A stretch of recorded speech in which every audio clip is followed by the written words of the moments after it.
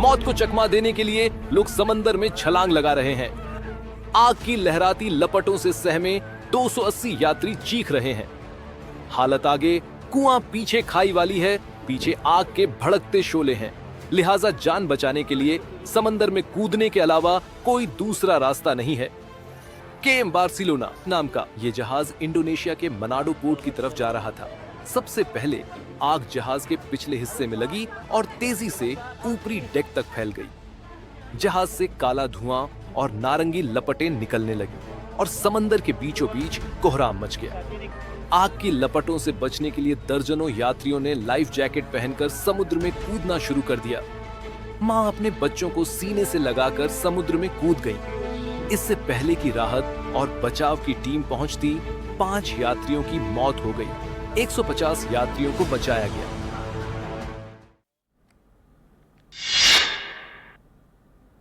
बांग्लादेश में अहमदाबाद जैसा हादसा हुआ। यहां एयरफोर्स का एक विमान इमारत से टकरा गया और पूरी तरह जलकर खाक हो गया। ये प्लेन एक कॉलेज की इमारत से टकराया। हादसे में 16 लोगों की मौत हो गई। 100 से ज्यादा लोग झुलस गए।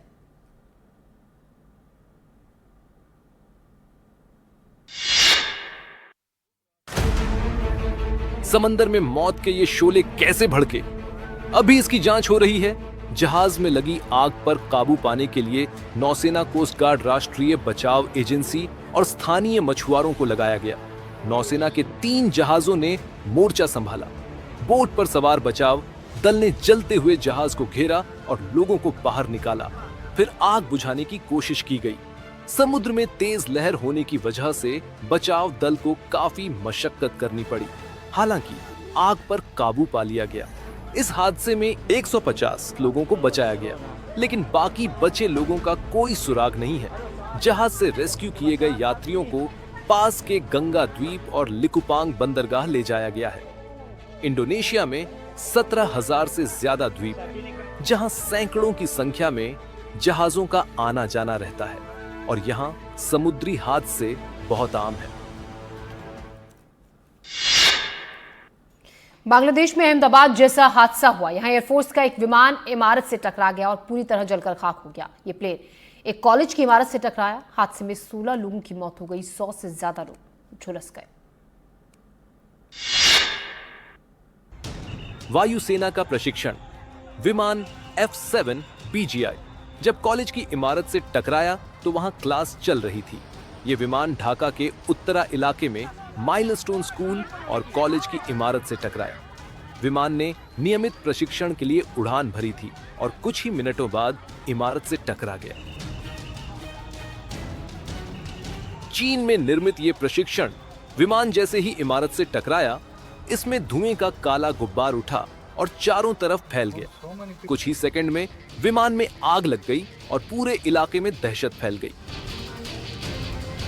हादसे के कारणों का पता लगाने के लिए जांच शुरू की गई है। संभावना जताई जा रही है कि तकनीकी खराबी या पायलट की गलती की वजह से हादसा हुआ है, लेकिन अभी तक हादसे को लेकर कोई आधिकारिक निष्कर्ष सामने नहीं आया है।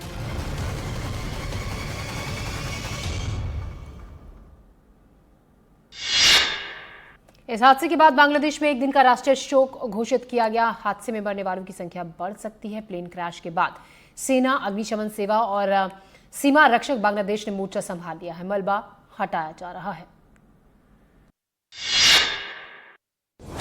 खबर है कि विमान कॉलेज के गेट के सामने टकराया। घायलों को रिक्शा और वैन से नजदीकी अस्पताल पहुंचाया गया, जिनका इलाज क्रिसेंट अस्पताल और ढाका मेडिकल कॉलेज अस्पताल में चल रहा है। इस हादसे में 100 से ज्यादा छात्र और शिक्षक जख्मी हुए हैं। 4 घायलों को वायुसेना के हेलीकॉप्टर से कंबाइंड मिलिट्री हॉस्पिटल लाया गया है। बताया जा रहा है कि हादसे के वक्त कॉलेज में 2000 से ज्यादा छात्र मौजूद थे।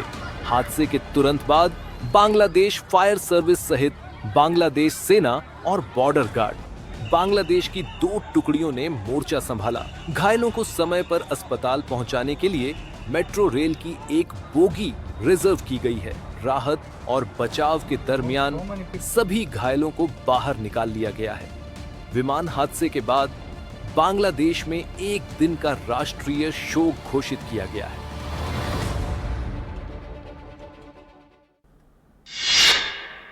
दक्षिण कोरिया के सांचियोंग काउंटी में लगातार हो रहे फ्लैश फ्लड की वजह से हालात बिगड़ रहे हैं। पहाड़ों से मलबा उतर रहा है जो कि शहरों में दाखिल हो रहा है। लगातार हो रही बारिश की वजह से यहाँ के 400 से ज्यादा स्कूल बंद कर दिए गए हैं।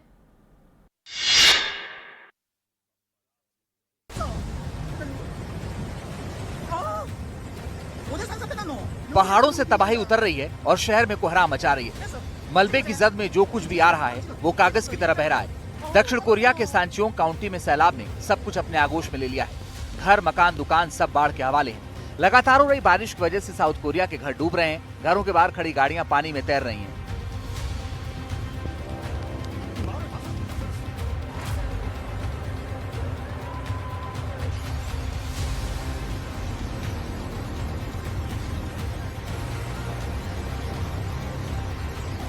सांचियोंग काउंटी में सैलाब से हुए हादसे में अब तक 1000 लोगों को सुरक्षित जगहों पर पहुंचाया गया है। इस इलाके की करीब 87 सड़कों पर सैलाब का पानी है और 38 इमारतों में पानी घुस चुका है।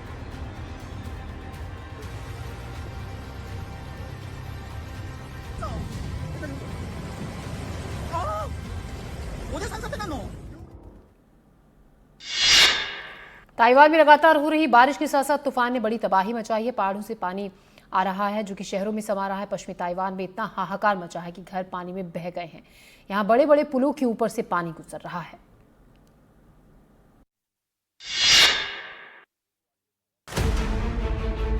घर किसी कागज के टुकड़ों की तरह बह रहे हैं। पहाड़ों से उतर रहा पानी जहां चाह रहा है वहां राह बना रहा है। लोगों के घर डूब चुके हैं, कार पानी में फंसी है, नदियों में उफान है, डैम बेलगाम हो चुके हैं। पश्चिम ताइवान का एक बड़ा इलाका बाढ़ की विभीषिका झेल रहा है। जहां तक नजर जाती है सिर्फ तबाही नजर आती है। ताइवान का ताइहू इलाका जलमग्न हो चुका है। सैलाब का पानी पुलों को बहा रहा है। ताइवान में आए इस तूफान का नाम वीपा है, जिसके प्रहार से सड़कें तक बह गई हैं। तूफान के साथ साथ आई बाढ़ ने एक बड़े इलाके को अपनी जद में ले लिया है और अब चारों तरफ तबाही के निशान नजर आ रहे हैं। पश्चिम ताइवान में पहाड़ों से कोहराम उतर रहा है। रही सही कसर फ्लश फ्लड ने निकाल दी है, जिसका पानी पहाड़ों से उतरकर शहरों में कोहराम मचा रहा है।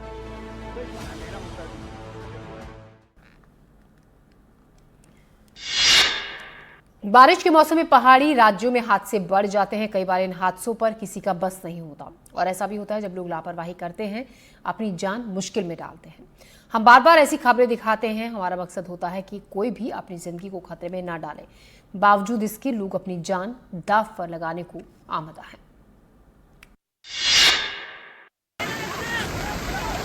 अगर पानी की ताकत को कम आंका जाएगा, अगर उफनती लहरों पर कूदने की कोशिश होगी, अगर मौत से टकराने को खेल समझा जाएगा, फिर नतीजा कुछ इस तरह ही सामने आएगा। तस्वीरें हल्द्वानी की हैं। शेर नाले में गजब का उफान है। ये लहरें बता रही हैं कि इनसे टकराने का नतीजा क्या हो सकता है। बावजूद इसके कार सवार आगे बढ़े और उसके बाद 10 लोगों से भरी गाड़ी तेज बहाव में पलट गई। इन लोगों की जान जा सकती थी, लेकिन किस्मत को कुछ और मंजूर था। चोर गलिया पुलिस ने क्या गजब का काम किया।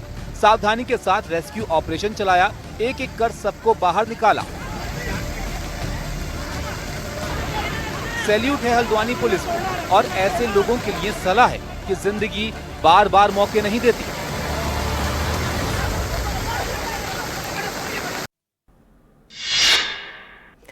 हिमाचल प्रदेश से सैलाब की होश उड़ाने वाली तस्वीरें सामने आ रही हैं। यहाँ बहुत बड़ी तादाद में आबादी खतरे का सामना कर रही है। बड़ी बड़ी नदियों की तो बात छोड़िए, छोटी नदियां और बरसाती नालों में भी जबरदस्त उफान दिख रहा है।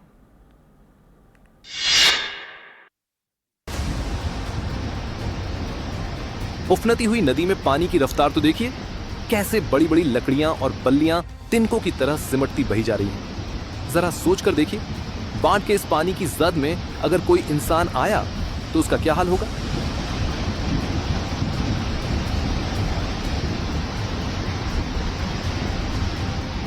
तस्वीरें कुल्लू गढ़ा गुसैनी की हैं। इस छोटी सी नदी का दायरा बढ़ चुका है। ये अपने साथ हजारों टन लकड़ियां समेटे बह रही है।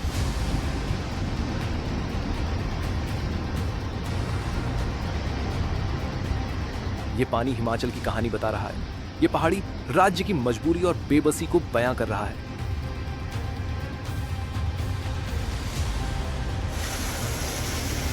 बारिश पहाड़ों से लेकर मैदानों तक सबको भिगो रही है, लेकिन महसूस करने की बात है कि पहाड़ की मुश्किलें कितनी बड़ी हैं।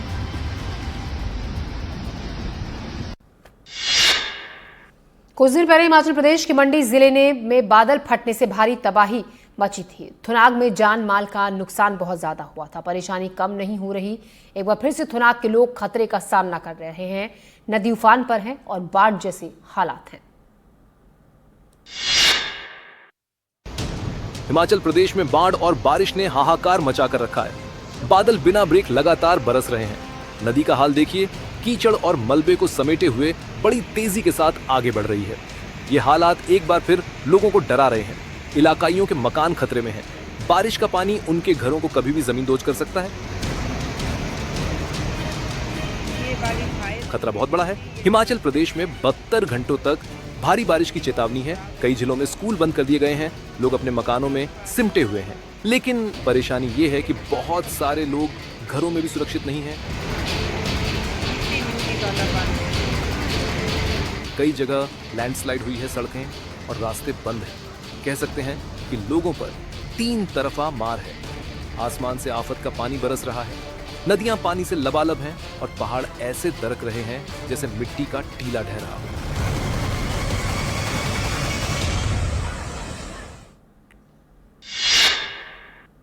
हिमाचल प्रदेश में सिर्फ सैलाब का कोहराम नहीं है, पहाड़ से उतर रही तबाही भी भूचाल मचा रही है।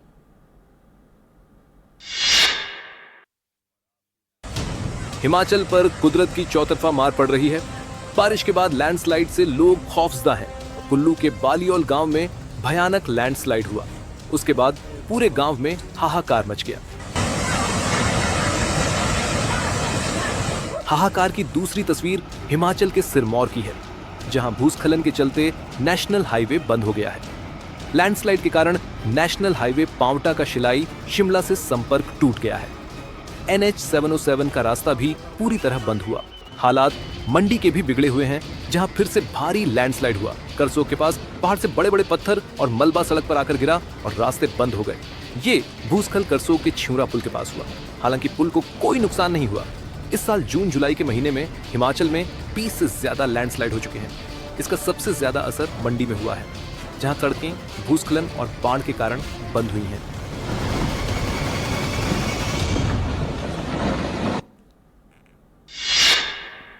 गुजरात के सूरत में रईसजादों को समंदर किनारे स्टंट करना और रील बनाना महंगा पड़ गया। रईसजादों को मर्सिडीज कार लेकर जो गए थे वो दलदल में फंस गई और वो लोग परेशान में पड़ गए।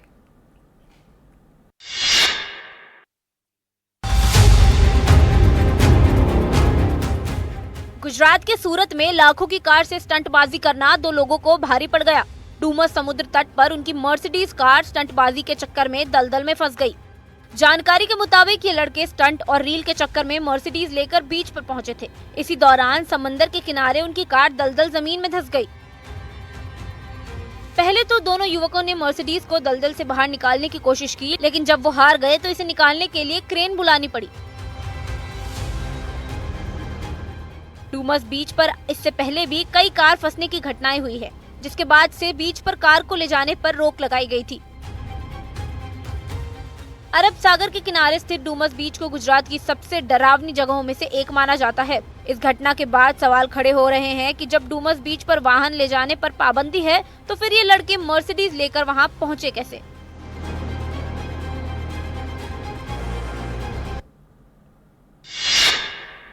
और अब खबर विदिशा से, जहां पुलिस की बड़ी लापरवाही सामने आई। पुलिस ने करीब 10 साल पहले मर चुके 2 लोगों के खिलाफ FIR दर्ज की। हालांकि खुलासे के बाद अधिकारी गलती सुधारने की बात कर रहे हैं।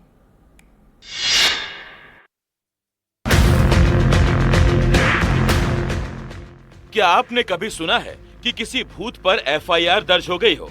अगर नहीं सुना तो अब सुन लीजिए, क्योंकि मध्य प्रदेश के विदिशा जिले में पुलिस ने 2 ऐसे लोगों पर केस दर्ज कर दिया है जो पिछले 8 से 10 साल पहले इस दुनिया को अलविदा कह चुके हैं। ये चौंकाने वाला मामला गंज बासौदा के बलेठ गांव से सामने आया। 2 समाजों के बीच विवाद हुआ। विवाद के बाद पुलिस ने FIR दर्ज की, लेकिन उसमें जिन लोगों के नाम जोड़े गए उनमें से 2 व्यक्ति वर्षों पहले मर चुके थे। थाने में सुनवाई नहीं हुई तो फरियादी राजकुमार शर्मा ने पुलिस के आला अधिकारियों से न्याय की गुहार लगाई। हालांकि एएसपी साहब का कहना है कि एफआईआर में कोई भी नाम लिखवा सकता है, जिसे बाद में हटा दिया जाएगा। इस मामले में अब जांच के निर्देश तो दे दिए गए, लेकिन सबसे बड़ा सवाल यही है, क्या भूतों पर एफआईआर दर्ज करना एक गंभीर गलती है या सिस्टम की जड़ में बैठी गैर जिम्मेदारी का नमूना। खबर शहडोल से, जहां पुलिस ने 2 ऐसे ठगों को गिरफ्तार किया जिन्होंने यूट्यूब से ठगी सीखी और फिर एक रिटायर्ड महिला को अपना शिकार बना दिया।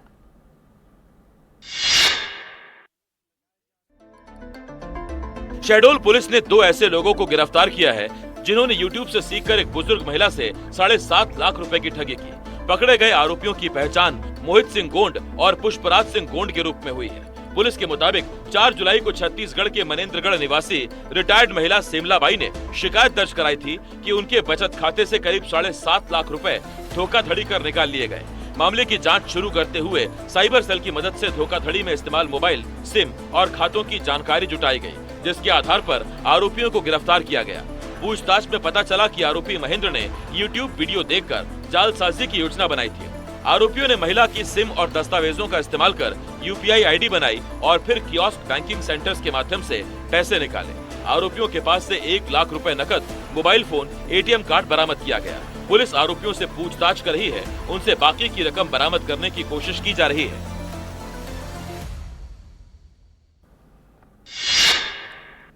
इंदौर में स्ट्रीट डॉग का आतंक बढ़ता ही जा रहा है। कुत्तों ने एक ही दिन में 12 लोगों को काट लिया, इनमें 3 बच्चे भी शामिल हैं।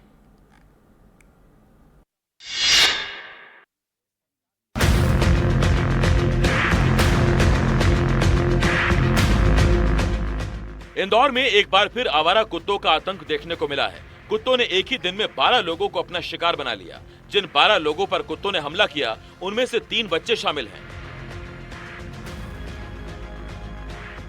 घटना मोती तबेला इलाके की है, जहां सड़क से गुजर रहे लोगों पर कुत्तों ने हमला कर दिया। रात के समय हालात और बिगड़ गए जब कुत्तों ने बच्चों पर भी हमला कर दिया। लोगों का आरोप है कि कुत्तों का कहर लगातार जारी है, लेकिन निगम उन पर कोई सख्त कार्रवाई नहीं कर रहा और अब इस घटना के बाद से लोगों का गुस्सा फिर सातवें आसमान पर है। इंदौर की सड़कों पर स्ट्रीट डॉग का खौफ है। शहर के कई इलाके डॉग बाइट के हॉटस्पॉट बने हुए हैं। मीडिया रिपोर्ट्स के मुताबिक जनवरी 2025 से अब तक 26,000 से ज्यादा डॉग बाइट्स के मामले देखने को मिले हैं।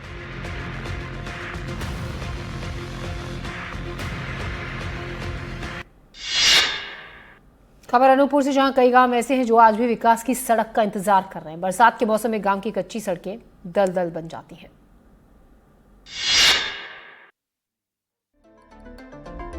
ये तस्वीर मध्य प्रदेश के अनूपपुर जिले की है। यहाँ के लोग आज भी विकास की सड़क का इंतजार कर रहे हैं। पुष्पराजगढ़ ब्लॉक की ग्राम पंचायत मोहंदी में विकास की गूंज सुनाई नहीं देती।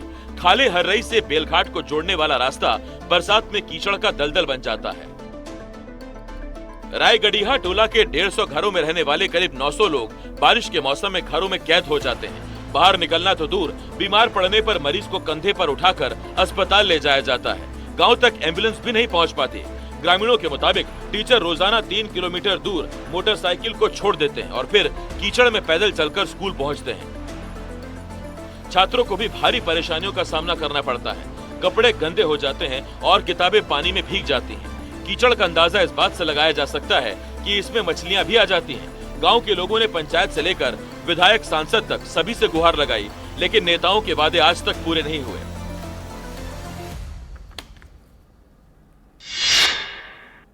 खबर सीहोर से, जहां खराब बीज और दवा से किसानों की फसल खराब होने का दावा किया जा रहा है। किसानों ने इसे लेकर तहसील कार्यालय में प्रदर्शन किया और मुआवजे की मांग की।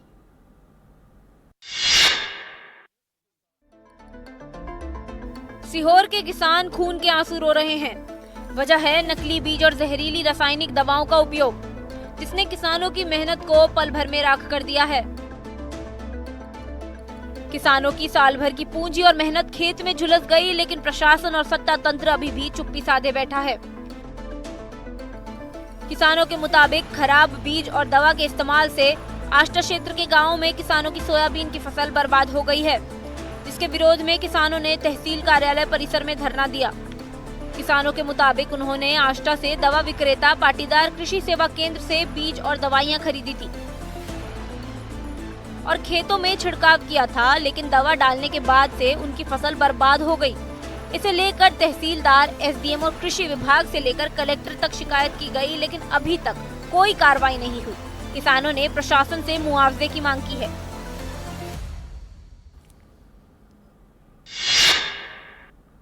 शहडोल में वेयरहाउस प्रबंधन की लापरवाही के चलते हजारों क्विंटल बोरी धान बारिश में भीगकर बर्बाद हो गया।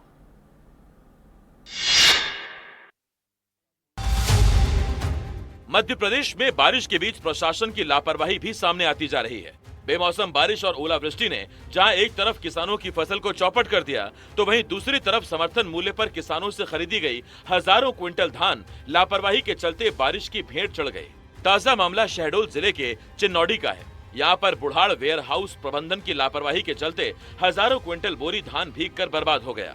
बारिश ने जिले में कहर बरपाया हुआ है। इसको लेकर मौसम विभाग द्वारा पहले ही आगाह करा दिया गया था। बावजूद इसके जिम्मेदारों ने खुले में रखे धान को समय पर ढकने का काम नहीं किया, जिसके चलते हजारों क्विंटल धान पानी में भीग गया।